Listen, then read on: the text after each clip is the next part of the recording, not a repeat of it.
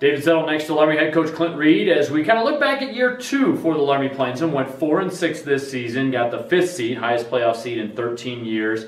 Lost though in the first round to rival Cheyenne East over in the capital city a few weeks back. As you reflect back on that playoff game, we haven't talked too much about the playoff game since your reaction right after the game, but as you've thought about it, what's kind of gone through your mind thinking back to that East loss in the playoffs? You know, you never want to say what ifs.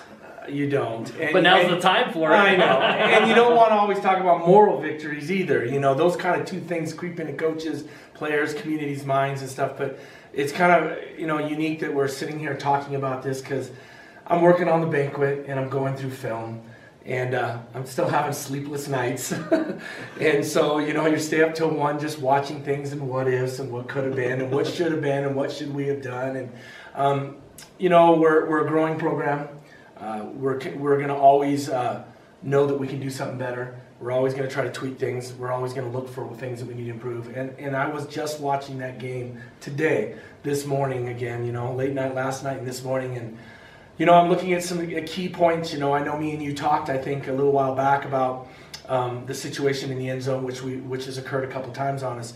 But I even go back to a play, and this is not on a player or anything like that, but when we did have the catch in the first down with Epler, driving and turn the ball back over to them. I almost look at that more as a key as we had a chance to punch it in maybe on a good drive and it just took the steam out. And then on the next series or whatever, or 2 series from there, we're back to the end zone and the wheels came off a little bit. So you're looking at it as what if, what could have been, because I don't look at the last touchdown. We're in desperation throwing some balls up. Yeah. But you're within a score, and we could have even taken the lead at one point in there.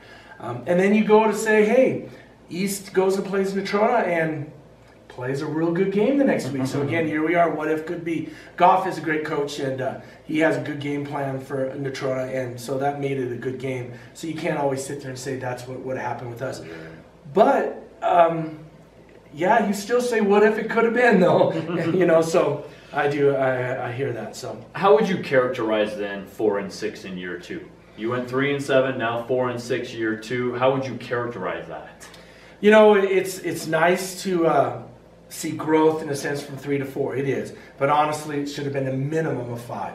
There were enough mistakes during the year in some situations that we should have got 5. I'm going to say selfishly, we should have got 5. We should have been hosting a game, and I would have liked to have seen that in our second year. That'll be a goal for next year. You lose a good senior class. We've talked about this on and off. It's been a great senior class. Now you're kind of, as you mentioned, you're getting ready for the banquet, and now you're starting to kind of slowly get into off-season mode. So what are you thinking here as you start planning for year 3 for the future? You know, it is a lot of state functions and banquets and that kind of stuff right now. But again, like I said, because I'm watching film and have conversations with key people that I love having conversations about athletics with and football a lot. That it's a lot of reflecting right now. You know, what did we do during this year? What can we do better? What do we need to do in the off season? So after the banquet, you know, tomorrow night, on Thursday, we'll start talking to those juniors and sophomores and freshmen and incoming 8th graders and what we need to do to establish goals. Where do we want to be next year? Because it's not going to start in August. It needs to start right now. So, building blocks. I think a guy, Calvin Webb, Jamin Livingston, Connor Kilpack, juniors that play. You don't actually have a lot of guys that were at least in starting roles. But I think those are 3 guys that come to mind right away that you're going to have to build around. And then obviously, at quarterback, Garrett Dodd taking over, it looks like. Not saying that he won't have a competition with somebody, but he was your backup. So, you know, I mean, are those the type of building guys that you build around? Definitely. You know, there wasn't a lot of juniors necessarily infused in the starting lineup, but they were in a lot of roles.